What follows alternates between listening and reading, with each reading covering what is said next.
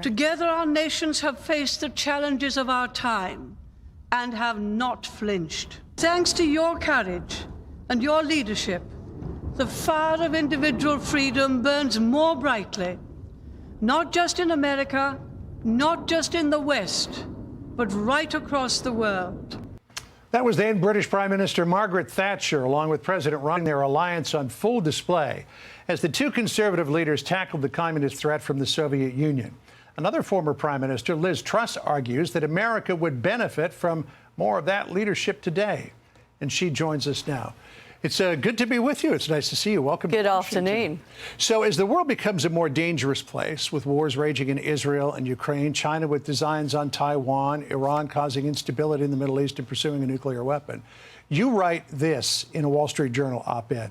For as long as most of us can recall, the U.S. has led the free world. During the Cold War, for example, it was American power that successfully held off the communist threat from the Soviet Union. Working in tandem with British Prime Minister Margaret Thatcher, President Ronald Reagan was unflinching, calling the Soviet Union an evil empire. The world would benefit from more of that kind of American leadership today. How would you assess the Biden foreign policy and his application of it?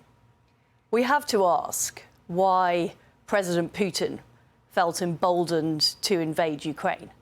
Why is it that President Xi is lauded when he comes to the United States by American CEOs and is saber-rattling over Taiwan? And why is it that Hamas has been emboldened to commit these horrific atrocities in Israel, essentially backed by Iran? And I think the reason that we're in this position is the West has not been strong enough.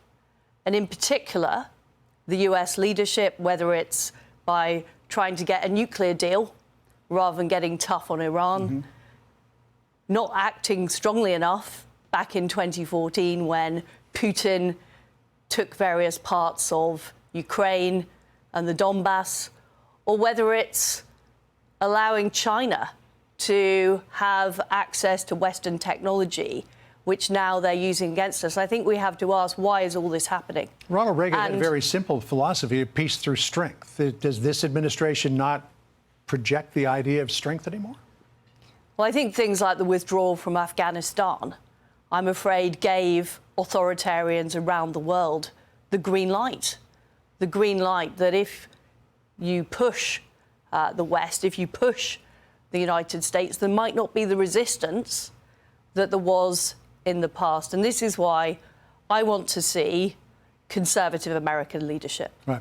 I want to see the kind of alliance we saw in the 1980s of peace through strength, increased defence spending on both the part of the United States and European partners, economic policies that are coordinated to actually hold China to account, hold Iran to account, and hold Russia to account. And what we know is these totalitarian regimes are working together.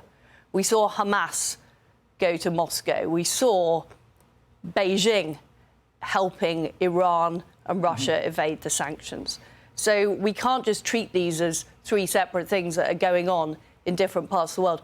This is a threat to our way of life in the US and the UK. And I frankly don't think we have that much time to take a different position. So there's the idea of looking outward, but you also suggest in this op-ed that we need to look inward as well. You're right. All of us in the West must halt the rot that we have allowed to develop within our own societies that attacks the Anglo-American values of patriotism, freedom, and family. Whether it be the anti-capitalist excesses of extreme environmentalists or the radical woke agenda being promoted in our schools and on our campuses, we urgently need to counter ideologies that undermine our way of life and give succor to our enemies.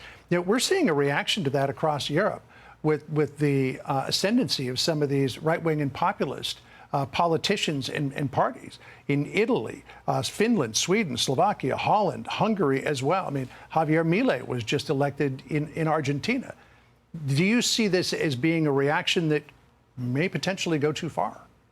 Well, what I see is on the streets of London, I see people demonstrating in favour of terrorists, and that being allowed to happen. And you've got the trans extremists, the eco-extremists, the anti-capitalists, the degrowthers.